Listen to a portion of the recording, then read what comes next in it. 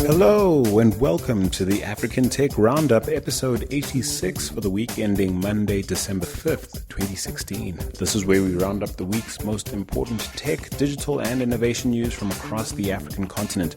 My name is Andile Masugu. Thanks for listening in.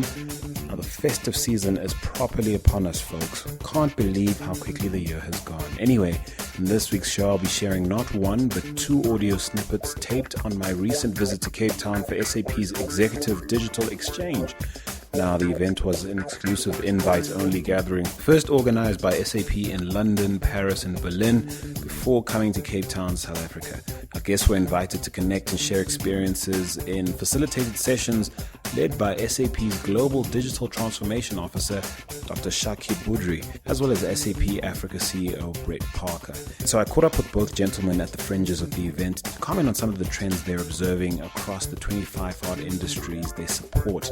Now, that's coming up later, but first we'll unpack the week's news headlines, which include the Nigerian Communications Commission lifting its price floor on data, Uber and Taxify set to get some competition in South Africa, and cyber entrapment crimes sweeping the world believed to be linked to criminals based in Morocco and the Ivory Coast. But before we go any further, let's do this. This episode of the African Tech Roundup is brought to you by the African Tech Conversation series, which features in-depth chats with leading figures from Africa's tech and innovation scene. Now, we're happy to announce that the next season of the series is just 1 week away and will feature the likes of Solomon Assefa, Director of IBM Research on the continent, Eline Blaboer, Managing Partner at TBL Mirror Fund and Safaricom Spark Venture Fund, as well as Chad Larson, Co-founder and Chief Credit Officer at MCOPA. Yep, it's fixing to be a pretty awesome season indeed. Now, in the meantime, do catch up on some of the interviews you might have missed by heading to africantechroundup.com and clicking on the African Tech Conversations tab in the main menu, or search for African Tech Conversations on iTunes, SoundCloud, Stitcher, or any other great podcatcher out there. And now it's on to this week's news. First up, if you're into performing sexual acts to strangers in front of your webcam, you might want to invest in another pastime, because a form of cyber entrapment, now popularly known as sextortion, is becoming a thing worldwide. Now, in the UK alone, the number of people reporting financially motivated cyber-enabled blackmails went from 385 in 2015 to 864 in 2016. Now, organized crime syndicates said to be working out of Morocco, the Ivory Coast, and the Philippines are befriending lonely, unsuspecting people online, convincing them to perform sexual acts on camera, then threatening to share videos and images of these people with their friends, family, and professional contacts if they don't meet demands for payment. Now, these criminals are said to be targeting men a lot more frequently of late, and in the past week, reports surfaced of 2 teenagers in the UK killing themselves when these creeps threatened to ruin their lives if they couldn't pay up. Now, it's really sad. And so, to the criminal losers on the internet pushing this hustle, come on, stop it, man. And of course, if you're contemplating revealing your nakedness on the internet, I mean, do you have to? Well. Now, to happier news, data-loving Nigerians are breathing a sigh of relief following the Nigerian Communications Commission, the NCC, suspending its plan to enforce a new data price floor, which would have effectively increased data prices in the country. Now, the NCC has come out saying that they've taken into account the feelings of consumers, how sweet, and them changed their minds. This, of course, after they were blasted on Twitter. I'm not sure who at the NCC thought consumers would be happy to pay 90 kobo per megabyte instead of the industry average of 53 kobo per megabyte that the 4 largest mobile operators in Nigeria charge. Well, good for you, Nigerian Twitter, for helping keep data prices low over the festive season and beyond. To Namibia now, where congratulations are due to that country, as they've been ranked number 1 on the continent by the inaugural Ashish J. Taka Global Entrepreneurship Index. Now, Ashish Taka is the Ugandan-born multimillionaire who started out selling computers to schoolmates when he was younger. He now has interests in everything from real estate to tourism, ICT to renewable energy and manufacturing across 16 odd countries on the continent and beyond. Now, his index measures entrepreneurial environments around the world and has assessed 85 countries against a set of criteria spanning policy, infrastructure, education, entrepreneurial environment, as well as finance. So Namibia ranked 42nd overall, beating out the likes of South Africa, Kenya, Nigeria. Rwanda then ranked 43rd, Botswana came in at 44th, and South Africa 46th overall. Now, according to the survey conducted by the Mara Foundation and Opinium Research, Singapore was ranked the best in the world in terms of providing the best environment for entrepreneurs. Zambia, South Africa, and Rwanda were the top 3 African countries in the financial category. Now, I'm not knocking this list or others like it, but I reckon there's a fair amount of subjectivity at play here. But congratulations to Namibia nonetheless for coming out tops on the continent. But I'd love for those of you doing business in Namibia with first-hand experience as to why that ranking might be well-deserved to, go ahead and give us a shout and tell us all about it. Holler at us on Twitter at African Roundup or email us at hello@africantechroundup.com. Tell us why Namibia is so awesome. To South Africa now, where Uber and Taxify can look forward to some competition in the ride-sharing space. This is Zebra Cabs has just raised over $21.6 million from Future Growth Asset Management to expand their owner-driver scheme in Johannesburg.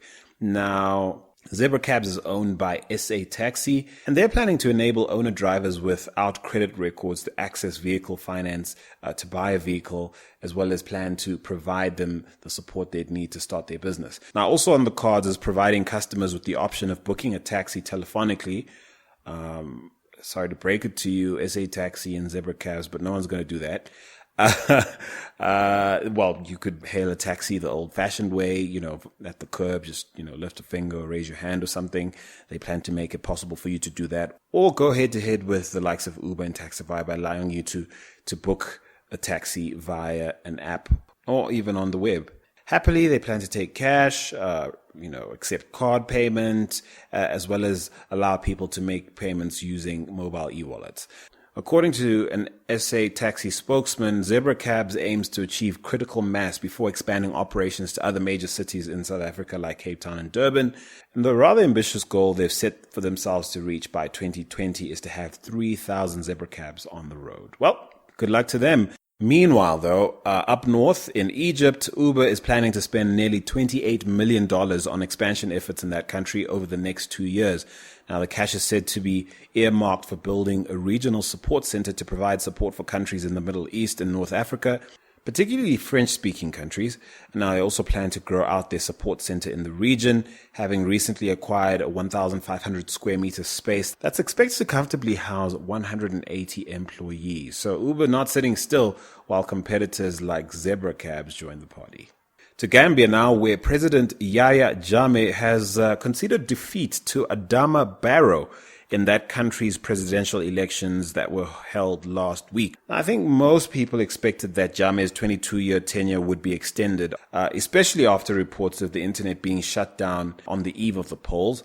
But Jammeh surprised his critics by accepting election defeat and congratulating the winner instead of doing all he could to cling to power. Now, I don't know, folks, help me here. Are there any good arguments out there for shutting down the internet during an election? And I'm speaking now in the African context, where there's obviously in many African countries an unfortunate history of violence around elections. I mean, let's say, for example, you knew for certain that people were planning to incite violence, for example, and use the internet and social media to rally support for such crimes against humanity. Would it be justified to shut down the internet or block access to social media? Because sometimes it feels like a one-sided narrative. This idea of a power-hungry incumbent shutting down the internet to prevent an opponent from basically beating him or her at the polls.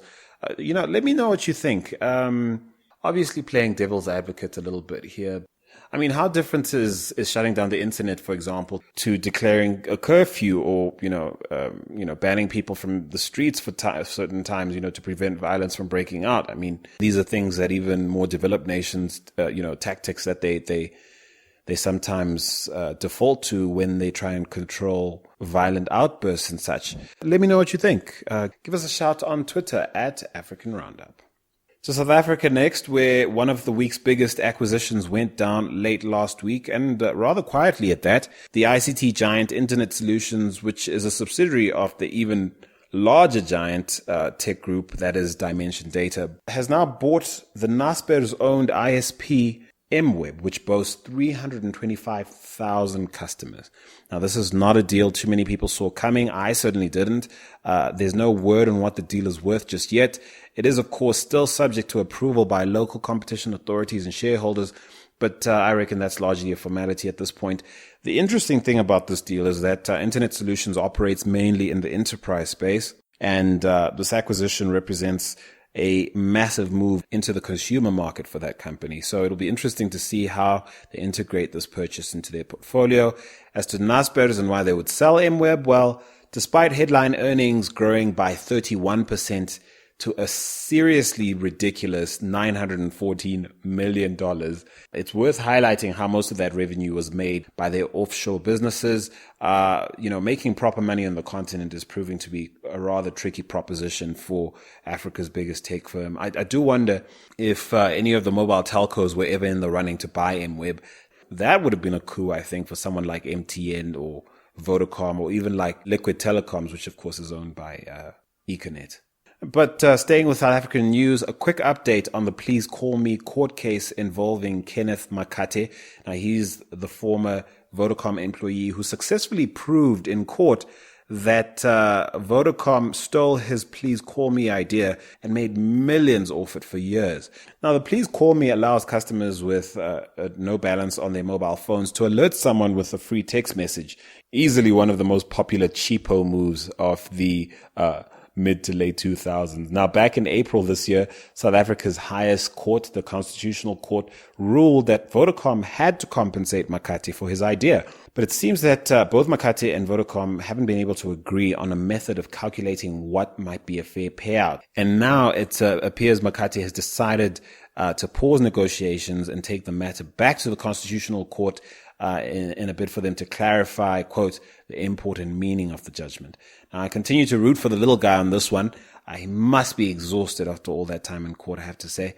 Come on, Vodacom, give the man his dues. Come on now. Let's get this done so he can retire to an island somewhere.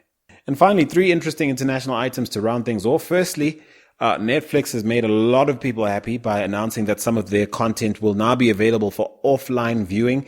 It's a move that's widely seen as them folding under the pressure of Amazon Prime having offered that functionality for over a year now. They'd long argued that they didn't want to do this because, wireless infrastructure has to catch up and that's what people should be asking for, not offline watching. Come on, guys.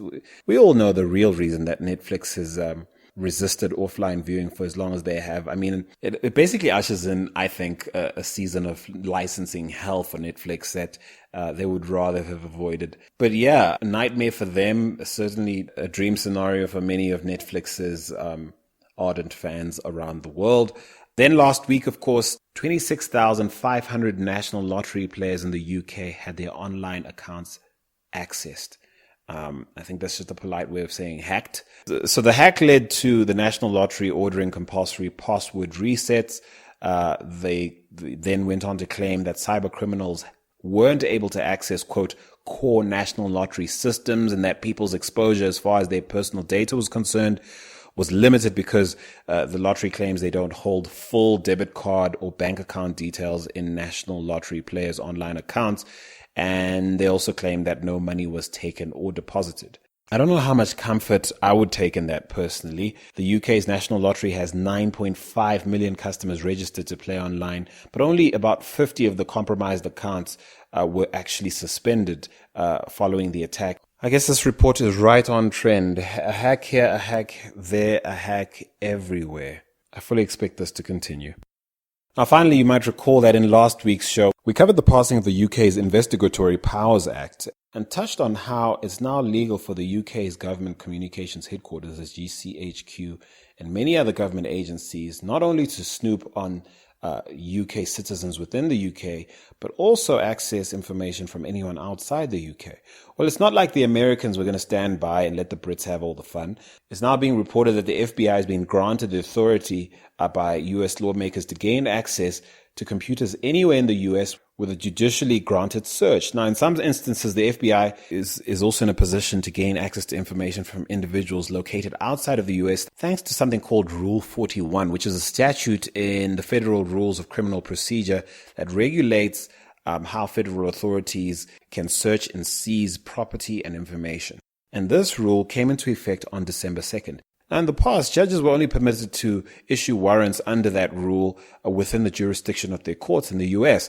But now, thanks to those changes, the U.S. government's powers in terms of hacking individuals as well as hacking people en masse has been greatly increased. And not just in the U.S., but anywhere in the world. Now, there's no doubt that the UK and the US are setting precedents in the name of national security that I totally expect will have unpleasant implications further down the line, not just in terms of potential abuse in their own countries, but in terms of other countries around the world following suit and possibly turning our planet into one massive police state. And that's the week's news, folks. As promised, though, I'm about to share snippets from two insight-filled conversations I taped at the fringe of SAP's Executive Digital Exchange, which went down in Cape Town last week. Now, we start with my chat with SAP's Global Digital Transformation Officer, the Moroccan-born Dr. Shakib Boudry. Now, I asked him to share some of the most common misconceptions he encounters regarding digital transformation, as he interacts with executives around the world. And I also asked him to explain the strategic thinking he might have observed that's behind the trend towards large enterprises making big plays outside their traditional businesses. Take a listen to what he said. You have to divide the world into two groups of companies. The companies who are dealing with the consumer, there was no misconception. They know the consumer is king. They're using the phone. They shop online. They search online. They do. So a lot of companies are trying to reach those consumers in ways that they may not be familiar or comfortable with. Omni-channel. They need to service them differently. They need to think about the value they create for that consumer. And a lot of that comes down to really knowing your consumer really well, understanding their needs, predicting their needs, being able to. But you're never going to finish is a road with no end. Just as you think you finish a project, you keep adding more and more.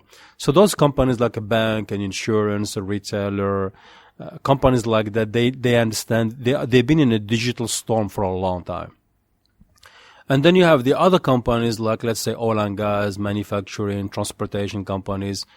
They're starting to wake up to this digital because if you look at what's happening in Davos, there was a huge talk about Industry 4.0, Internet of Things. Everything is connected. You take the car industry. Everybody talks about autonomous car.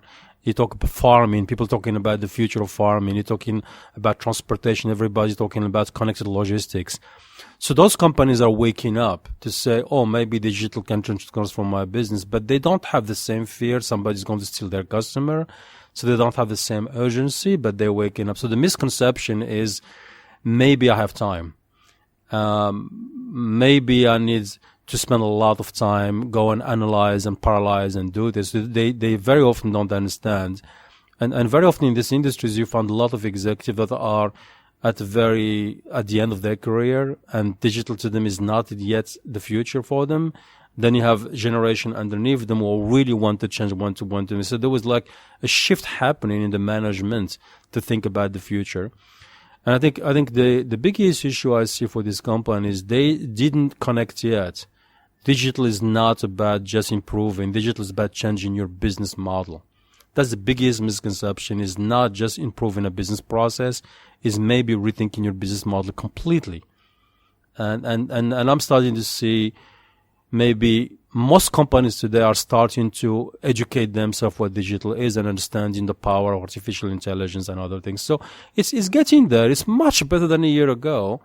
And I think a year from now, I will have another answer for you because it will change. This is just fascinating what's going on.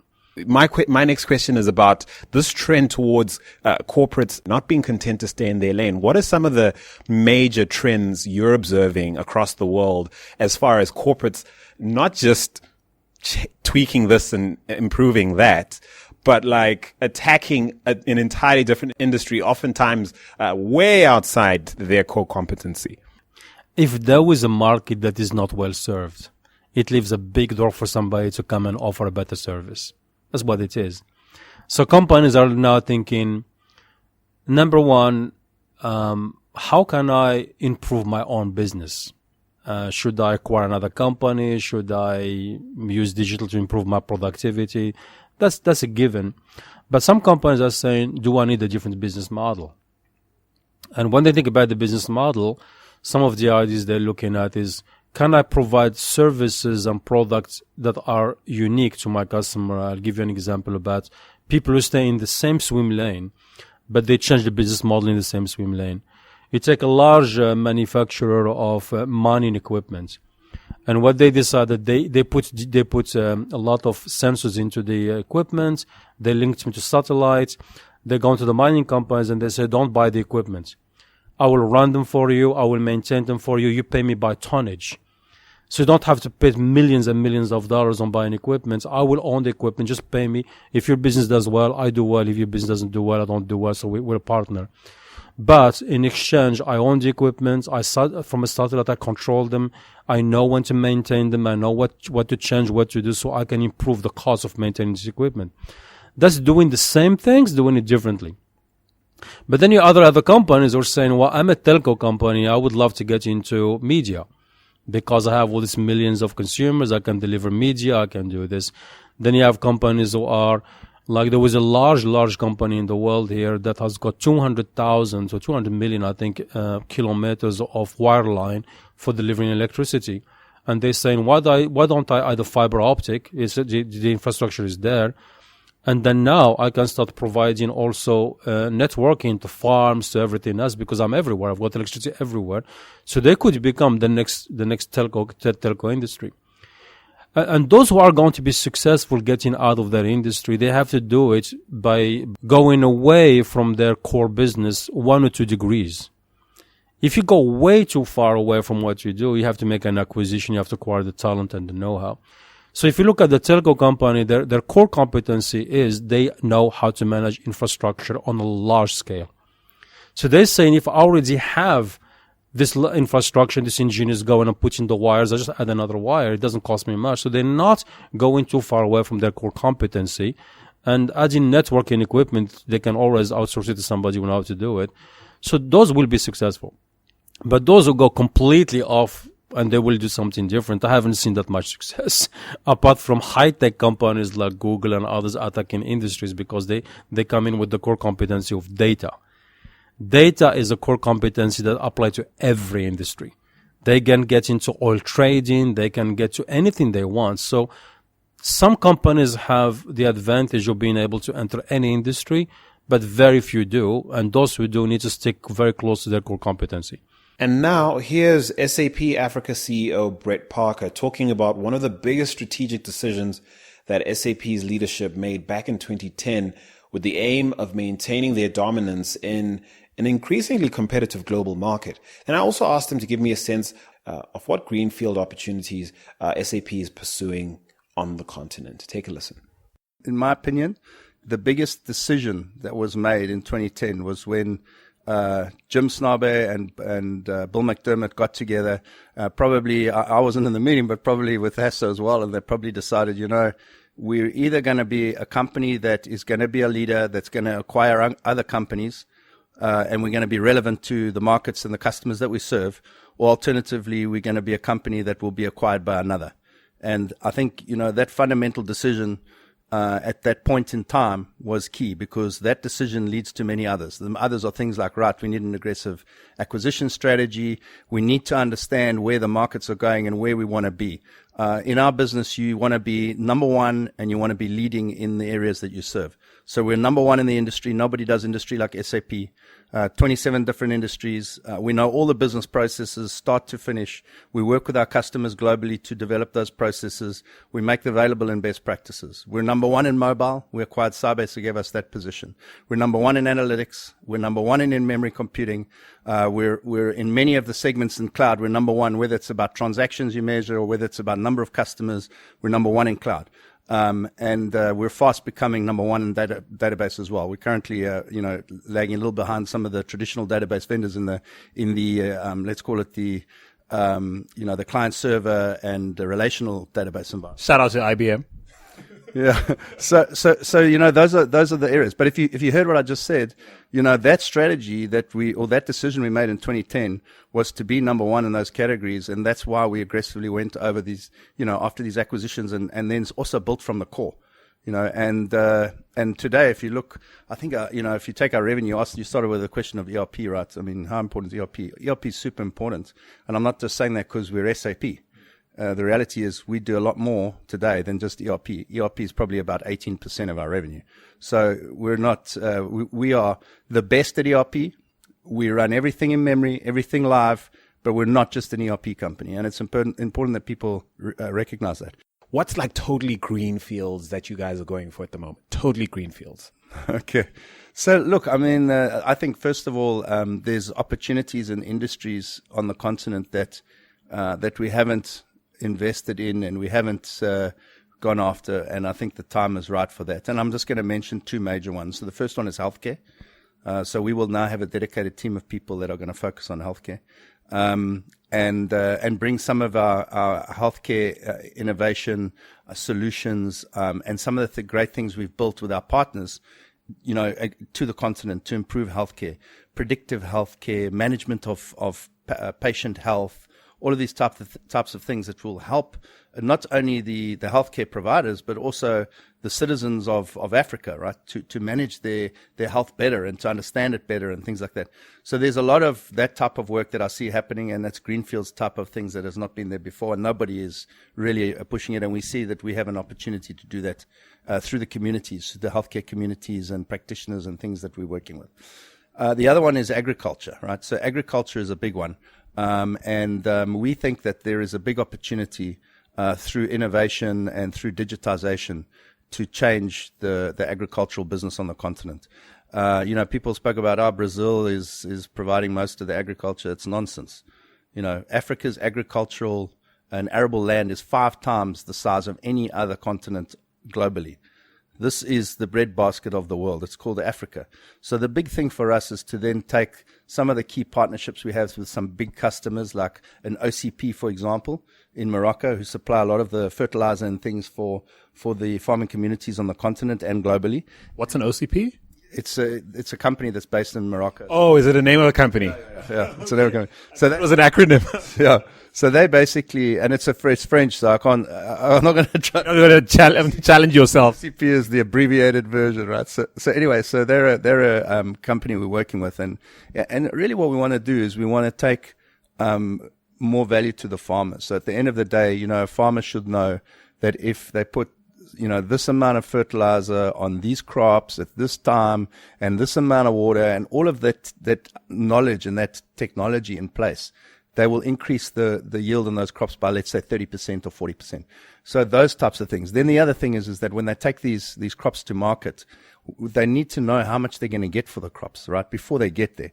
So it's like, that whole supply chain, the ecosystem and the technology that is needed to improve the agricultural business in Africa is a greenfields opportunity. And for us, we're best positioned to do that because we understand it. We've got the partnerships that we need to make it happen. And now what we need to do is we need to bring the communities along. So, Africa's a big place. You don't want to start with the hardest pieces. So there's some softer landings that you can go after. And we already have some projects in place in some of the areas in East Africa, for example, and in North Africa, where we're working with some co-ops and other people to get these types of solutions available to the farmers. Many, many thanks to both Dr. Shakib Boudry and Brett Parker of SAP for sharing their insights with me. Look out for the full conversations I had with both gentlemen over the next few days. I will be publishing them on the Quick Tech Chats playlist, which of course you can find at africantechroundup.com or at soundcloud.com/African Tech Roundup. And so that's nearly it for this week. This episode of the African Tech Roundup is brought to you by the African Tech Conversation series, which features in-depth chats with leading figures from Africa's tech and innovation scene. Now, once again, I'm happy to announce that the next season of the series is landing in just 1 week, and it'll feature the likes of Solomon Assefa, Chad Larson, and others. And in the meantime, you can catch up on some of the interviews you might have missed by heading to africantechroundup.com and clicking on the African Tech Conversations tab in the main menu. And so that's the week's show, folks. Please join me again next week on africantechroundup.com. But for now, I'm Andile Masuku. Until next time, do take care, Africa.